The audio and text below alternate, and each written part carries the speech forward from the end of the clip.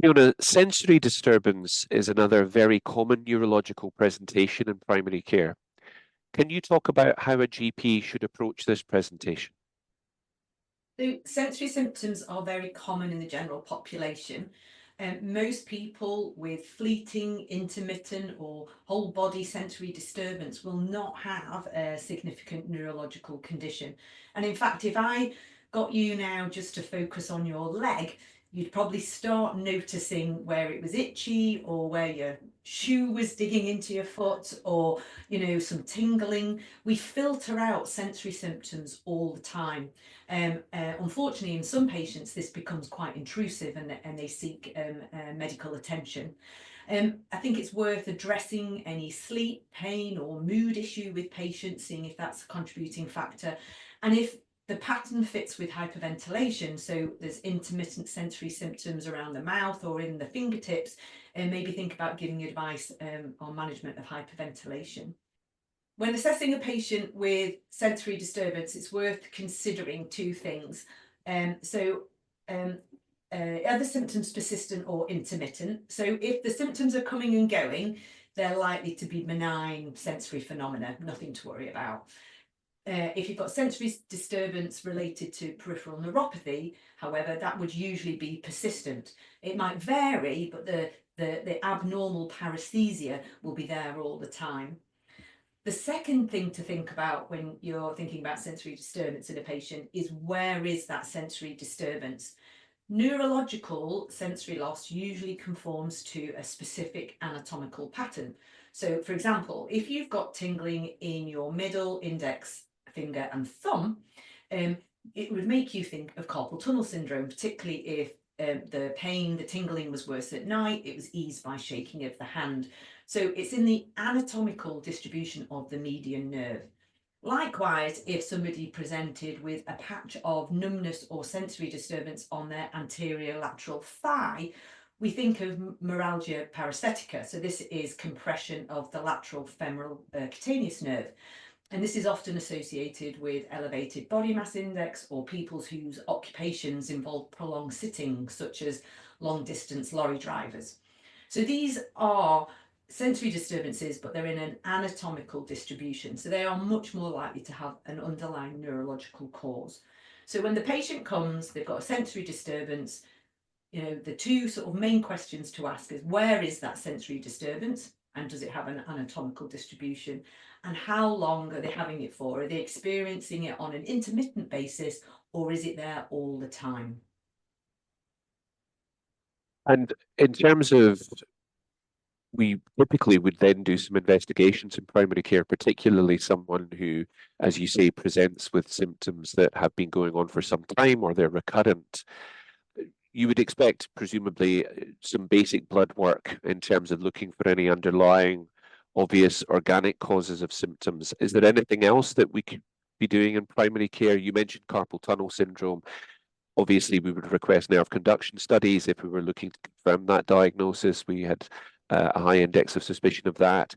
Is there anything else that, let's say, in a patient that does have persistent symptoms or the recurring persistent symptoms, recurring intermittent, is there anything else we should be doing apart from bloods and perhaps nerve conduction studies? I think you've probably outlined the two main things there. So certainly if you're thinking about peripheral neuropathy, so this is a persistent paresthesia in a glove and stocking distribution.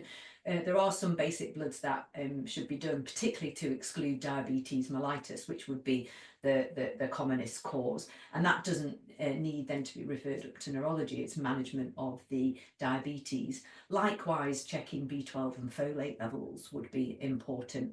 And also in the history, taking the history with regards to alcohol, because that would be another common reason for peripheral neuropathy. If you think somebody's got an entrapment neuropathy, such as carpal tunnel syndrome or an ulnar neuropathy, that has a different pathway of referral in South Yorkshire. So they would go in Sheffield go to the hand team at the Northern General Hospital, for example. So they would see orthopedics or plastics would see patients where you were concerned about ulnar or median nerve neuropathy. So management obviously would depend on what we were thinking the underlying cause was, but you're right, nerve conduction studies would help confirm those two causes, so carpal tunnel syndrome or ulnar nerve neuropathy. What about patients that present with upper limb symptoms and we think that the history is consistent with a cervical radiculopathy? Is that something that you would tend to recommend, just managing the symptoms or going down a sort of MSK route? Is there ever any scope for neurology involvement in these presentations? Usually the route, if you're thinking cervical radiculopathy, would be MSK or neurosurgery rather than neurology. I don't think you have access anymore to direct imaging for cervical MRI. I'm not sure if that's No, we don't. So that would be the route that you would go down for those cases. Thank you. Now, often patients worry that this neurological sensory disturbance could be an early sign of multiple sclerosis. Can you talk about how common multiple sclerosis actually is? And is there a typical presentation of MS and when GPs should refer? So sensory symptoms are common in MS, but MS typically or more typically has a relapsing remitting course. So there will be periods of time when they have their symptoms and then they'll have periods of time when they're in remission from their symptoms. Symptoms usually develop, however, over the space of a few days. The symptoms then plateau over several weeks before then beginning to improve. So that is the pattern of an MS relapse. They may have some additional symptoms, such as urinary frequency or urgency, and there may also be in their history some symptoms that have suggested an earlier episode of demyelination. So, for example, they may have had an episode of unilateral visual loss or an episode of vertigo in the past. Often neurological examination is abnormal, so they may have increased tone in the legs, they may have brisk reflexes, that sensory loss or weakness, if they're presenting with weakness, may conform to anatomical pattern. And MS typically presents in patients between the ages of 20 and 50. And so there should be a lot of positive things within the history and the examination that points towards a diagnosis of MS.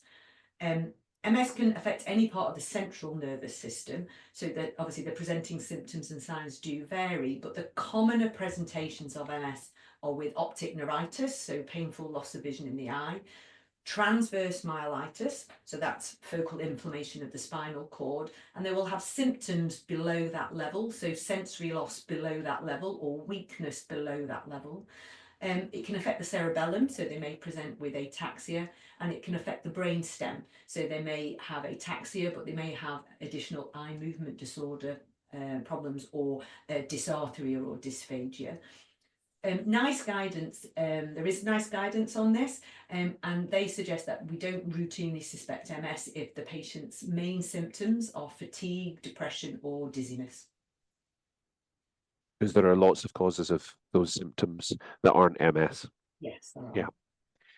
Thank you. That's very helpful.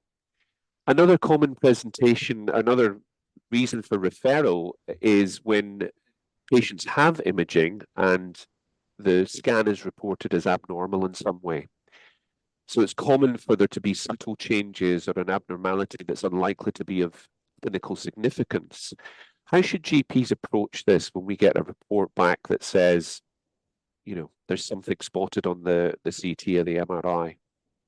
So incidental findings on scans, particularly MRI scans, and particularly as our MRI scans are getting more powerful, is becoming increasingly common. It's said that for every 100 scans done, 5 to 10 will show an abnormality.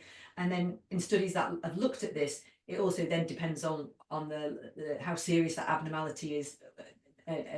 Very common things seen, particularly as brains get older, for example, is small vessel ischemia. So we see that increasingly commonly in the older brain. Other common findings that are incidental to the reason for doing the scan include arachnoid or pineal cysts, empty cella, incidental findings of meningiomas. And obviously these abnormalities generate a lot of anxiety once they're found.